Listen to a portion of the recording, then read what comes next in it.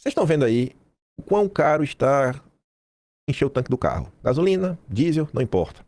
Isso está acontecendo muito pela confusão lá no Oriente Médio. Em 2022, Bolsonaro teve que enfrentar um fim de pandemia e a guerra na Rússia. A guerra da Rússia contra a Ucrânia, quando a Rússia ela invade a Ucrânia. Alguém teve pena de Bolsonaro? Não. Bolsonaro ficou se vitimizando? Não. O que é que Bolsonaro fez? Entrou em campo.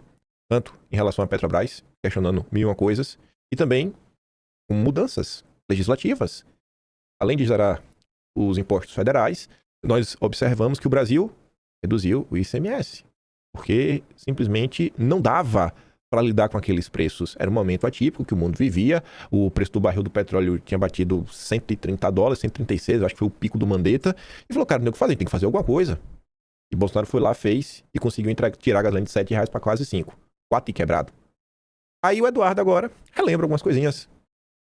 A imprensa, em 2022, e a mesma imprensa, que é a Folha de São Paulo, e o mesmo jornalista, Vinícius Torres Freire, falando do mesmo assunto com dois tons completamente diferentes, porque um envolve Bolsonaro e o outro envolve Lula. Bolsonaro quer comprar votos com demagogia nos impostos. Baixar tributos sobre diesel e eletrodoméstico tem pouco efeito e eleva a dívida. Vamos lá. Fato concreto da realidade. Bolsonaro foi o presidente que entregou a relação dívida-PIB menor do que quando ele pegou a máquina. Esse foi o resultado final do governo Bolsonaro. Aí você pode jogar no chão, reclamar, chorar, mas são números quantificáveis. A relação dívida-PIB ficou menor, então já está errado.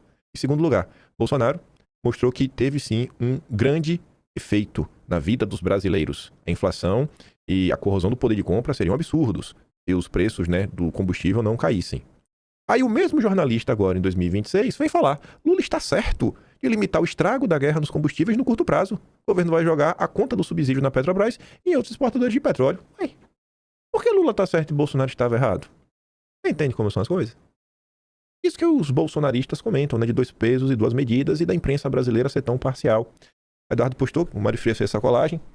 Como sempre dissemos, não é o que se fala, mas sobre quem fala. Não para por aí. Carlos colocou ali a imagem, do Jair. Eu fui até maldoso com o Bolsonaro, Eu falei que a gasolina ficou quase 5, mas estava ali, chegou a bater 4,59 depois das medidas. Aí já pegou ali também valores da era Lula.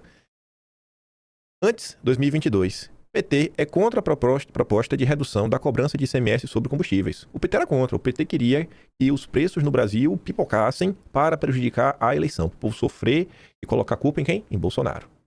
Agora, o mesmo PT em 2026, Lula pede a redução do ICMS a governadores após zerar impostos do diesel.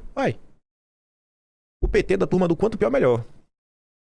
E eu sou a favor de achar alguma maneira de reduzir o preço pro brasileiro, porque eu não sou petista, eu não sou igual a Lula.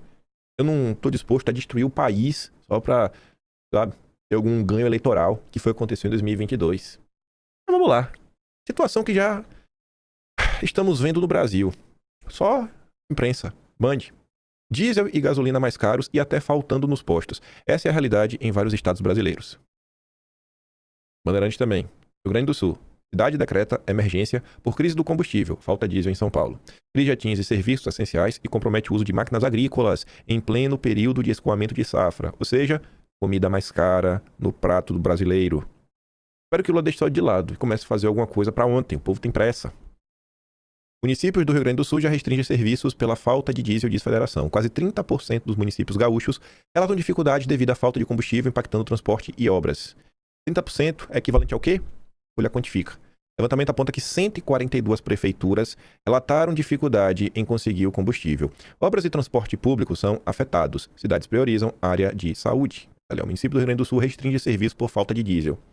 Então, não é só o preço das coisas que vai ficar mais caro, muita gente vai deixar de trabalhar, vai deixar de ganhar dinheiro. A economia vai desacelerar. E o que é que o Lula está fazendo? Porto Alegre tem parte de postos com falta de combustíveis e racionamento. Diesel é o mais afetado.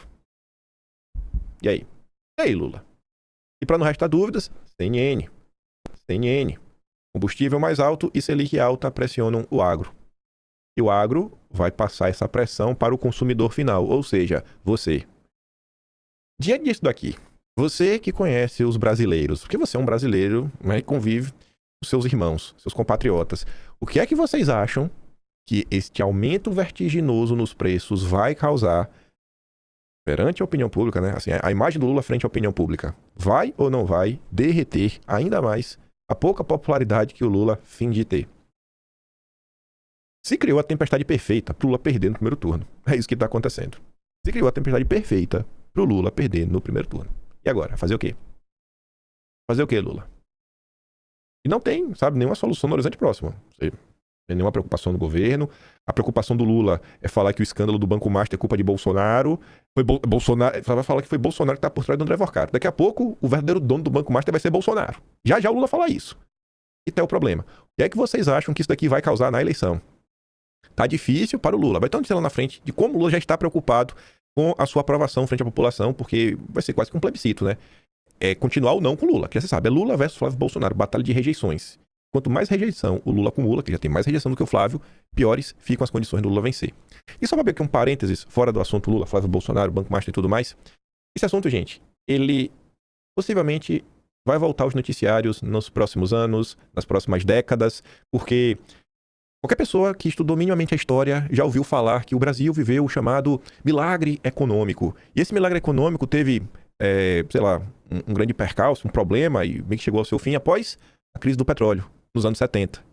Olha só que coincidência. Aí, em 2022, durante o governo Bolsonaro, o mesmo problema. Agora, em 2026, um novo problema. E em 2022 e 2026, o problema não está restrito ao petróleo.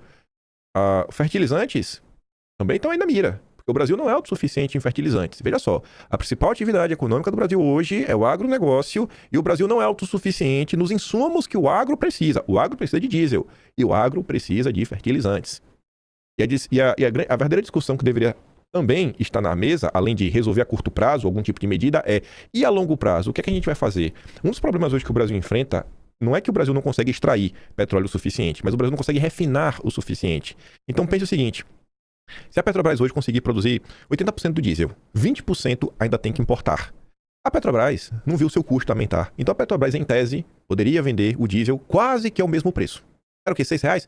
Vamos botar ali 6,10 e tá ok. Tá ok. Mas, se importar diesel lá fora tá R$10, quem que vai querer importar 10 se a Petrobras está vendendo a 6? Como é que você vai competir? Quem que vai comprar esse diesel a 10? Então, esse disparate de preços desestimula o importador. Então, a Petrobras, se ela coloca um preço muito distante, vai falar, vou importar para perder dinheiro, para ninguém comprar na minha mão, porque todo mundo vai querer comprar da Petrobras. Aí só quando acabar o da Petrobras, vai ser aquela maior confusão, ninguém vai querer arcar com esse custo. Então, enquanto o Brasil não for autossuficiente no refino de todos os combustíveis, isso não vai acontecer.